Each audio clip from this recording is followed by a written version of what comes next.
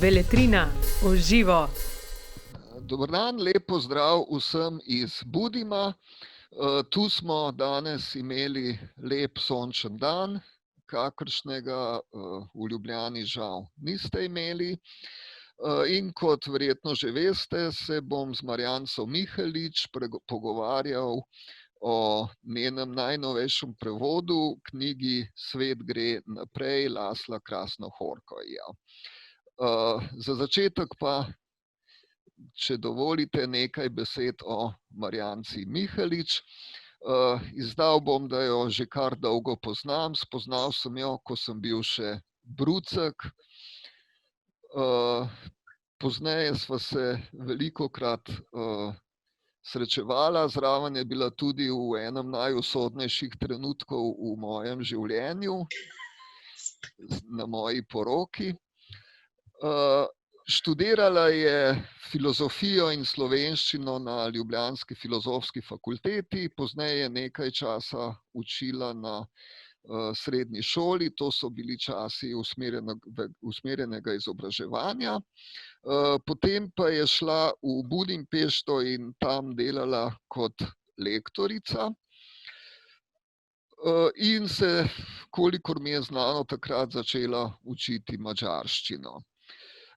Znana je predvsem kot prevajalka, seznam njenih prevodov je dolg in obsega najbolj znana imena sodobne madžarske književnosti: Péter Nádas, Péter Eszterházy, Géza Ottlik, Zsuzsa Takács, Pál Závoda, Edina Svoren, Mikloš Meső in Laszlo Krasznahorkij, ki ga je prvič prevajala že pred precej časa, objavila prevode najprej v Nove revije, pozneje pa 2 knjigi za Beletrino. Najprej je bila to knjiga Vojna in vojna in zdaj pa še Svet gre naprej, ki je izšel tako v tiskani obliki kot tudi v elektronski obliki, tako da sta bralcem na izbiro obe obliki.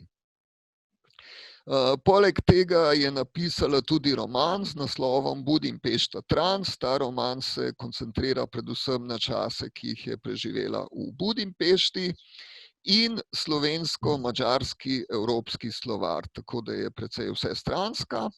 In v času, ko je tujce, predvsem Madžare, učila slovenščino, je s kolegicama napisala tudi učbenik slovenskega jezika za tujce Odkrivajmo slovenščino. Marjanca, za začetek bi te vprašal nekaj zelo osebnega. Ti si doma iz Radovljice, si Gorenjka. Kako si prišla do Madžarske in madžarščine? No, hvala za lepo predstavitev. Ja, do madžarščine sem prišla približno tako, kakor najin Laszlo Krasznahorkij zavije in na dolgo upoveduje, skratka ima dolge stavke, se pravi zelo ovinkasto. Kot Gorenjka, potem ko sem pač šla na delo v Budimpešto, sem se začela učiti madžarsko. Prvič pa sem se srečala z madžarščino, ko sem kot študentka hodila v kino gledati filme, ki so prišli iz Beograda, s Festa. To je bil mini fest v Ljubljani in so bili seveda takrat madžarski filmi najboljši, evropski filmi, in to je bil moj prvi stik tako rekoč z madžarsko, za železno zavezo in madžarščino, ki je na Gorenjskem pač ni slišati, no. In tako se je potem, na to sem se spomnila takrat, ko sem kandidirala za Budimpešto, in tega nikoli seveda nisem obžalovala. Jezik madžarski, jezik je res nekaj, kar me je fasciniralo in me še vedno. Ja, tako.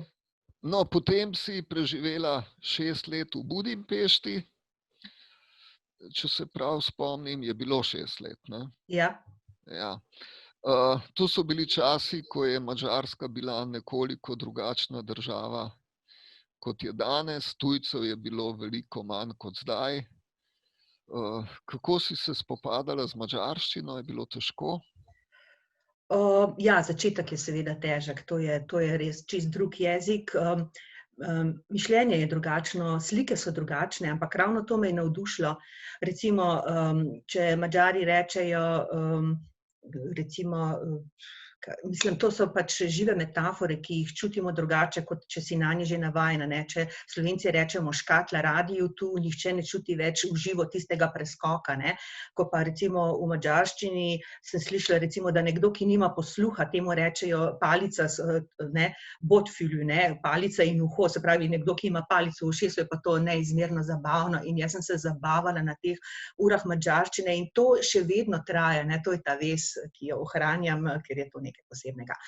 No, ampak jaz bi kar presedlala na najinega avtorja, ker recimo omenil si begunce, ne, omenil si jezik, recimo rdeča nit, ki jo vleče, pa recimo, če ostanem pri teh dveh v slovenščino prevedenih romanih, Krasnohorkov je napisal te romane daleč pred temi valovi beguncev, s katerimi se Evropa zdaj tako ukvarja in vse to recimo je kot vizionar nekako napovedal v romanu Vojna in vojna. Se pravi, to je aluzija daljna na naslov romana Vojna in mir, ampak o miru že zdavnaj ni bilo več besede, mi pa to živimo šele zdaj, ne. Napovedal je v romanu so zidovi, ne, antični zidovi, ki so jih postavljali Hadrianov zid in tako naprej. V Evropi smo začeli ali so začeli te zidove ponovno postavljati recimo v drugačni obliki po 15 letih, ampak vse to obstaja v romanu, ne. In kot je Susan Sontag rekla, ne, ki je imenovala Krasnohorkovja, veliki madžarski mojster apokalipse, je govorila prav o tem, ne. Na kar je, to je v posnetku, ko je bil pisatelj ob podelitvi velike nagrade Vilenice, seveda tukaj pri nas, je obnovil, je bil vprašan, kaj pa zdaj sledi, ne, apokalipsa, je rekel, ne, nič ne sledi, mi živimo to apokalipso, ne. No, seveda se postavi vprašanje, ne, kako lahko potem pisatelj, ki upove to apokalipso že toliko prej, kako še lahko piše, zakaj piše. No, Deni, kaj bi ti odgovoril na to vprašanje? Kaj lahko še piše? Kako lahko še piše? Kaj napiše? Kaj napiše?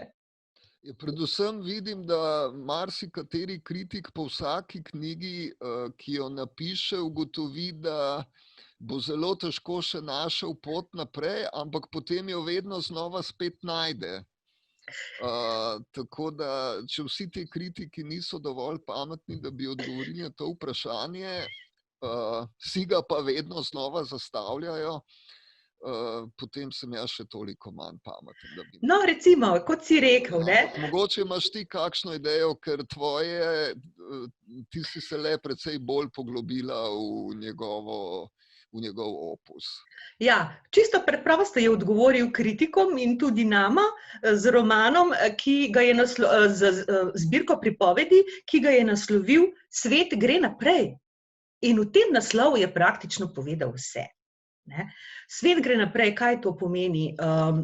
Recimo, stopnjeval je temačnost, o kateri govori že recimo Sontagova, ko govorijo ti si mojster apokalipse, temačnem svetu, torej v katerem živimo, kajti Krasnohorkov ji pravi, ne, 10 000 let zgodovine človeštva ni zgodovina napredka, ampak je zgodovina polomov, fiasko, ker kaj pa smo dosegli v teh 10 000 letih, ne, in pravi, laptop, a je to dosežek naše civilizacije, midva zdaj oba gledava v laptop, ne.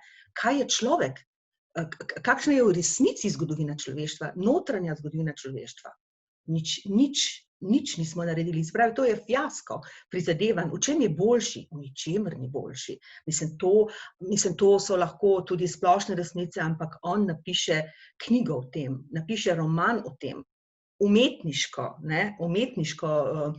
predoči to svoje videnje, ne, je vizionar, ne, je vizionar in tudi filozof, ne, ker govori o tem, da skratka na tisoče različnih načinov, torej vsakič znova, kot si tudi ti rekel, ne, vedno znova prepriča, pa vsi si rečemo, kaj lahko še napiše, ne, vedno znova odstre še neko drugo poglavje, recimo, za razliko od prejšnjih del, In vojna, recimo, ki je prevedeno v slovenščino, v tej zbirki pripoveduje o tem, da tudi mišljenje sploh naše ni zmožno upovedati tega sveta, niti ga razumeti. Ne, se pravi, odreče tudi to zadnjo bilko, recimo, človeškega odnosa do sveta, ne, da lahko nekaj dojame, da lahko nekaj spozna, da lahko nekaj ukrene, spremeni.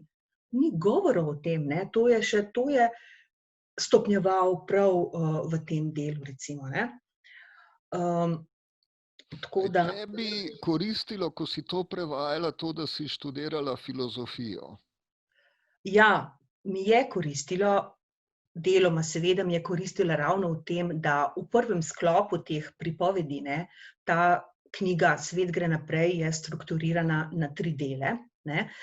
Tako da v prvem sklopu govori, ne, je več teh, kako bi rekla, pripovedi, proznih delcev, manjših, daljših, ki so nekako zasnovane na tem premisleku o svetu, ne. Lahko rečemo temu tudi filozofskemu, se pravi, vendar to ni traktat, ne, to je pripoved. Pripoved, ki lahko slediš prav v teh, recimo, nekdo drug v Ameriki, mislim, ki je pisal recenzijo njegovega dela, je rekel branje oziroma je označil branje tega dela, teh pripovedi kot potapljanje na dah, ne, to je tista neustavljivi gon po tem, da bi našel to resnico, jo odkril in tudi izrekel, čeprav seveda vedno znova pravi, to je neizrekljivo, nedojemljivo in tako naprej, a ne, tako da on se spušča v to in vsakič znova v drugi zgodbi. Junaki so lahko šanghajski tolmač, portugalski delavec v kamnolomu, to je raziskovalec na japonskem otoku Okinawa, sovjetski Gagarin, mislim, kdorkoli, ne, ampak torej vsi junaki, vse junake žene neka potreba in ta neustavljiva sla, da bi nekaj razumeli, čeprav seveda rezultat je takšen, kakršen je neko spoznanje, vendar vse to nekako pripoved tera junake svoje kot samo sebe, do meja zmožnosti, se pravi, nekega odkrivanja, spoznavanja in tudi jezika, ne, v tem je tudi še ena posebnost. In kako je bilo prevajati Krasnohorko?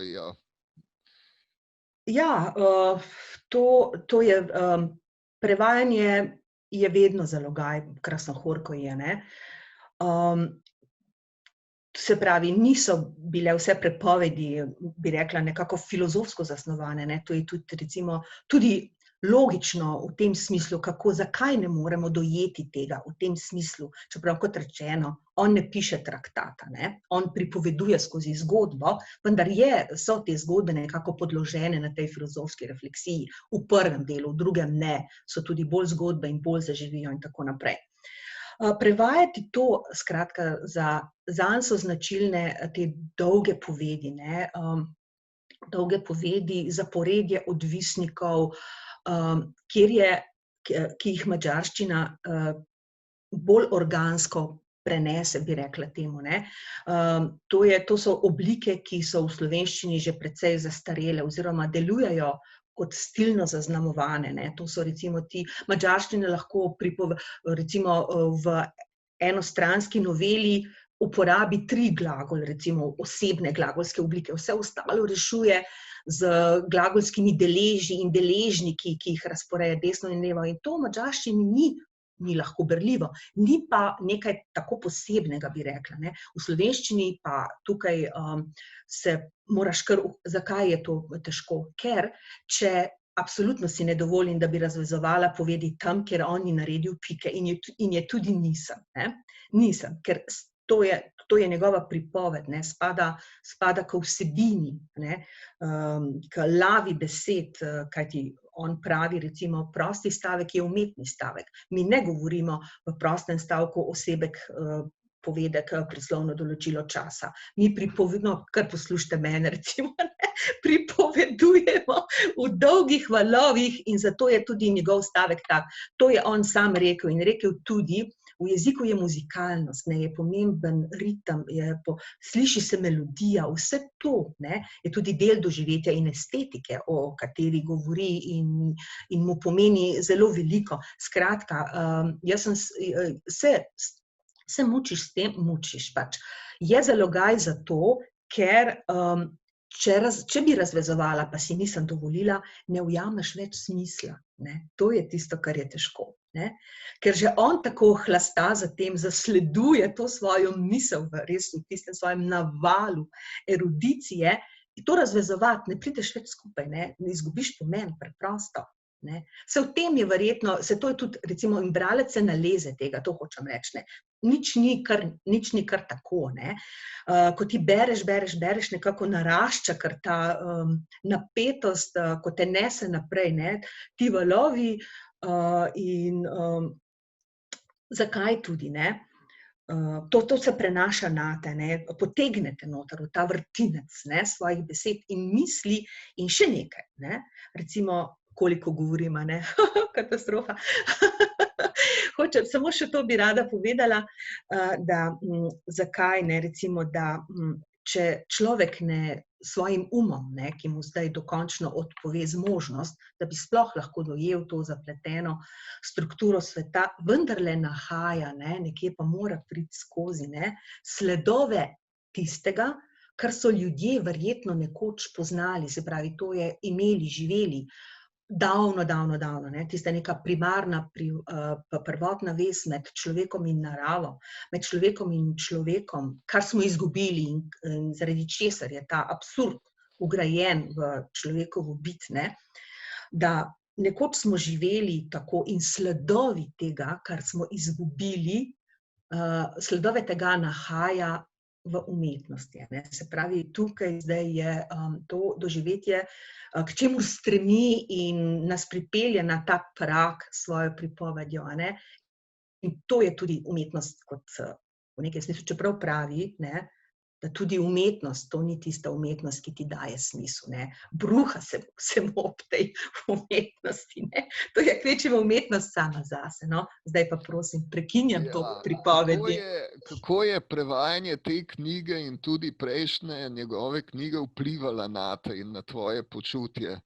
Jaz se spomnim, recimo, ko sem bral Nadoševo lastno smrt, sem kar čutil, on tam opisuje svoj infarkt in sem kar čutil, da se meni dogaja isto in če bi jaz prevajal to knjigo, bi nedvomno končal na urgenci. A je to vplivalo na tvoje vsakodanje življenje ali ni bilo tako hudo?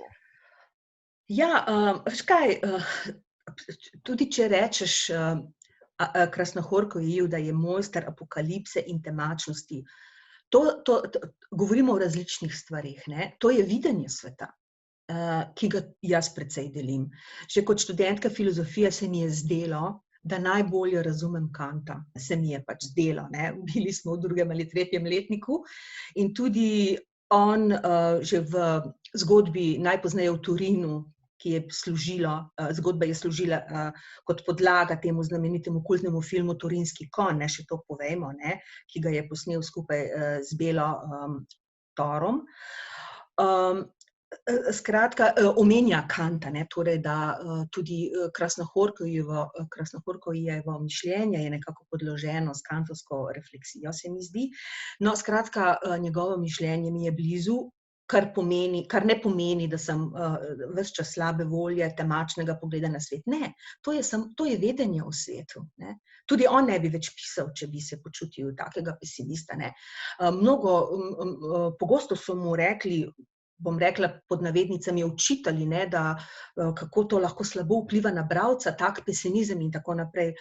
On se je vedno zagovarjal s tem, to je moje osebno videnje, ampak ne gre samo za to, da je osebno videnje, to je videnje. In to ne pomeni, da se mora žalostiti vsak trenutek v tem življenju. Ne. Gre pač za to, in tudi jaz recimo videvam, zame so tudi to nerazrešljiva neka protislovja. Trudiš, včasih so rekli, Bog pa obrne, mi danes ne verjamemo več v transcendence in tudi Krasnohorkov je prav, da je transcendence ni več. Temu ne bomo rekli tako, ampak govorimo o svetovih, ne, o strukturi svetovi in prav o tem govori on. In tukaj mi je bil blizu. Samo mogoče, če mi ne bi bil blizu, bi še težje prevajala, verjetno. No, to me zanima, si se z njim kaj posvetovala glede prevoda? Ne, tokrat ne, ker je poslal je tudi, on želi zelo, zelo ohraniti vedno. Govorila sem z njim takrat, ko je bil na Vilenici. Zelo nerad je preveč na razpolago vsem ljudem, ki želijo govoriti z njim, ga spraševati in tako naprej. In to razumem, drugače imam vedno kontakt s pisateljem, čigar delo prevajam, recimo tako s Petrom Mladošem, ki je strašno bil vedno na razpolago, on je cele pasuse iz leksikonov je pošiljal, razlagal, res izjemno. Krasnohorkov je ne želi toliko, ne, in tudi težko pride recimo na festivale, to je splošno znane, ko ga vabijo, ne. Tako da mora biti res že po moje več stvari prevedenih ali kaj takega in tudi veliko je odsoten, recimo. No, tako da poslal je tudi angleški prevod, vedno v pomoč, recimo pošlje, tako da če si kdaj v dilemi, da mogoče lahko preveriš in tako naprej, ja. No, ko si omenila, da nerad hodi na festivale, vem, da je bil večkrat na Vilenici, tako da očitno smo mu še kar simpatični. Zadnje čase mislim, da ga je težko povabiti, no, da pride. Ja. To je to, ja. Ker je postal zelo zaželen po prejetju Bookerja z mednarodne nagrade. On je prejel zdaj ogromno mednarodnih nagrad, a ne. Leta 2019 recimo to za tujejezično književnost v Ameriki, ne. Že prej dvakrat, potem v Nemčiji za tujejezično književnost kot najboljšo, ne. Potem ta Brike Berlin, v Vilenici, ta mednarodni Booker, na Madžarskem vse nagrade, vključno z najpomembnejšo. Tako da je razprodana, ne, ob tem, da zelo veliko rad potuje, ne, Kitajska, Japonska in vse to. No, omenila si že Belo Tora. Govorila sva precej o tem, kako pomemben je njegov jezik. On redno sodeluje z Belo Torom, mislim, da je celo sodeloval pri vseh filmih. Ja. Torej sodeluje pri umetniških stvaritvah, ki nastajajo v nekem precej drugačnem jeziku od pisateljskega. Ja, to so filmske epopeje, ali pa jaz sem gledala vse tri, in filmske vizije in estetika, ne. Tukaj jaz vidim kar precej stičišča, je pa res stičišč. Seveda film je druga vrsta pripovedi, ampak je zanimivo, ne, ta zgodba, ki je prvič objavljena, tudi prevedena, no, v slovenščino, tako da jo lahko preberemo, ki je služila nekako za podlago samo temu filmu, ki je dobil potem v Berlinu nagrado kritikov in še eno nagrado, to je zgodbica, pripoved, ni zgodba, no, tudi zgodba uvodoma na eni strani in pol. Film je dolg pa 3 ure, ampak film se začne tam, kjer se zgodba konča praktično. Tam, kjer recimo ta Nietzsche, ne, plane, ki je živel takrat pač v Torinu, plane okoli vratu zgaranega, izčrpanega popolnoma konja, ki ga pač ta kočijaš oziroma voznik, ker vozi nek voz, ne, z bičem priganja, da bi šel naprej, konj pa ne more več, ne, in potem plane Nietzsche okrog vratu tega konja, pokaže svoje sočutje, ne pa recimo okoli vratu kočijaža, ki je vendar hotel pripeljati domov, ki je bil odvisen verjetno od tega, da konj potegne in pripelje stvari, kamor je treba. Skratka, izbral je tega konja. In na tem mestu se zgodba nekako konča, je še neka refleksija o Nietzscheju in recimo tako naprej, ampak film pa začne, pa nadaljuje tisti trenutek, ko pač Nietzsche plane okrog vratu tega konja, no, potem pa konj vendar gre naprej in odkrijemo še veliko drugega, se pravi, zakaj, nekakšen odgovor na vprašanje, zakaj je Nietzsche, ki je bil zagovornik nihilizma, se pravi nečloveškega sočutja, ne, ker on je recimo rekel, živeti in biti krivičen je eno, ne, Skratka, zakaj je planje okrog vratu tega konja in potem seveda stvari obrne naokrog in izvemo v zgodbi, se pravi, da tudi tisti kočijaš oziroma voznik ni bil krut, samo krut, kot se je takrat zdelo in tako naprej. Skratka, ja, ne vidimo takoj vsega.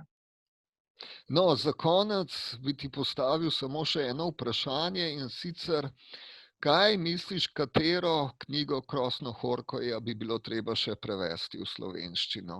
Ja, jaz sem to že predlagala, zagotovo Satanov tango, to je njegova prva knjiga, prvi roman, izšel je leta 1985 na Madžarskem in je izjemna, še danes aktualna. Vizija velike misije, saj je vseeno kakšnega značaja, ki seveda zavede ljudi, ki mu zaupajo, na koncu jih oplahta. Skratka, to je simbol manipulacije človeka, ki mu zaupa, in že s svojim prvim romanom se je praktično postavil na svetovni oder. Vsi so ga spoznali. Manjka za to, recimo zanimivo je, mogoče tudi jaz povem samo še to, Krasnohorkoj je povedal večkrat, da sploh ni imel namena postati pisatelj. In zakaj je potem postal in že s prvim romanom se praktično takoj prebil v ospredje. Rekel je, da je kot študent, potem ko je končal študij, pravzaprav v smislu Rilkejevega nekega verza, da je treba spremeniti življenje, res dejal, da mora vse preizkusiti, in je odšel na prašičjo farmo na podeželje kot za nočnega čuvaja. In potem je ravno hotel iti spat po neki noči, ko so mu rekli delavci, počakaj, pride nekdo, ki bo kastriral te pujske, ne. In potem je rekel, sam je opisoval Krasnohorkoji, da je moral držati tiste pujske in da ta neusmiljenost tega človeka, ki je to počel, ki je prišel, ki je togega nepremičnega obraza, ni se dal motiti, preprosto neumorno to počel, potem zvrnil še nekaj palinke, ime pa mu je bilo Jeremija, tako kot je potem ime glavnemu junaku, oziroma temu, bi rekla, temu goljufu, samooklicanemu misiji, ki je v resnici prevarant.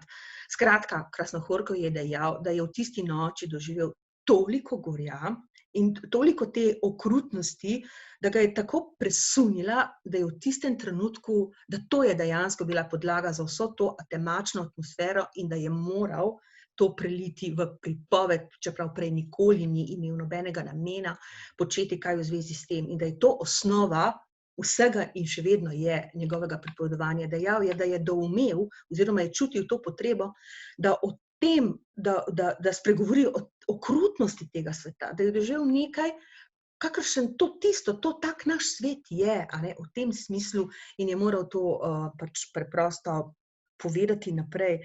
In to še vedno nekako očitno ga je to presunilo tako do biti, da ga je zaznamovalo očitno za vse pisanje. No, in tako, zanimivo, ne? Ja, torej, njegov opus je verjetno uspešen natanko zaradi tega, ker prihaja iz nekih globih osebnih notranjih doživetij, ne pa iz želje po tem, da bi uspel. Tako je, ja. Ja, mislim, da se lahko samo še najlepše zahvaliva za pozornost vsem, ki so naju spremljali. Ja, jaz tudi tebi hvala, Deni, da si me spraševal. Zdaj sem se spomnila samo še en stavek, pa bi ga mogoče kljub vsemu povedala. Skratka, rekel je, da ne glede na to, da težko dojamemo ali ne moremo dojeti vse zapletene strukture sveta, pa vendar pravi, in tudi dejstvo si lahko razlagamo po svoje, vendar, kjer že imamo pa vseeno nek občutek, en rahel stik še vedno z vsem, kar nas obdaja. In pravi takole, kjer je še pomlad, neodvisno od nas. Pomlad pride neodvisno od nas. Se pravi, kjer je še pomlad, tam vzbrstijo listi in brsti ozelenijo. Skratka, še vedno se dogaja, svet gre naprej, v tem smislu, ampak če mi doživljamo to pomlad kot nekaj lepega, in tu je mojster Krasnohorkoj, v teh v teh trenutkih, kjer se odpre ta svet tudi v svoji lepoti, v svoji neizmerni lepoti, pove takole, ne, še vedno tudi malo za nas ta svet, čeprav gre sam zase naprej, ne. Ali pa mi skupaj z njim. No, mislim, da je ta misel idealna. Bova končala z brsti. Čakajoč na pomlad, ne? Malo po Beckettu, ja. No, Dobro. lep pozdrav vsem. Nasvidenje. Nasvidenje. Beletrina v živo.